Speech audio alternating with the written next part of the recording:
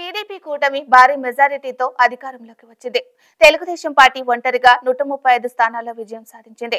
పోటీ చేసిన 21 చోట్ల జనసేన గెలుపొందింది. 8 చోట్ల బీజేపీ విజయం సాధించింది. అయితే ఈ సక్సెస్ వెనుక చంద్రబాబుతో పాటు పవన్ ఉన్నారు.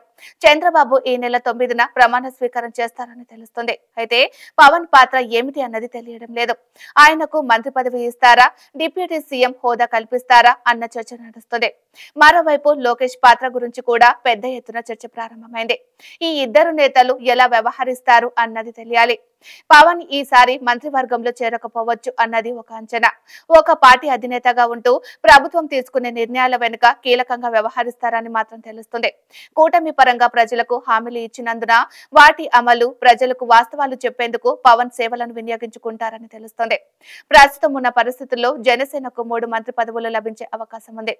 కొనతాల రామకృష్ణ, నాదెండ్ల మనోహర్, బోలిశెట్టి సత్యనారాయణలకు తప్పకుండా మంత్రి పదవులు దక్కుతాయని ప్రచారం జరుగుతుంది.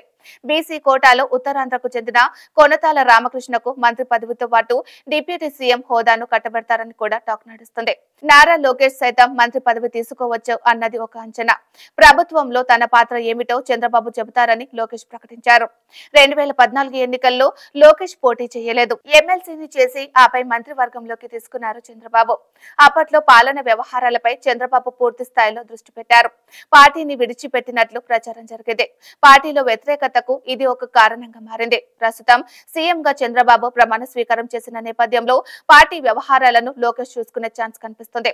పార్టీ శ్రేణులకు ప్రభుత్వానికి మధ్య లోకేష్ సమన్వయం చేస్తారని, అందుకే మంత్రివర్గంలో చేరతారని ప్రచారం జరుగుతుంది. అందులో ఎంతవరకు వాస్తవం ఉందో చూడాలి.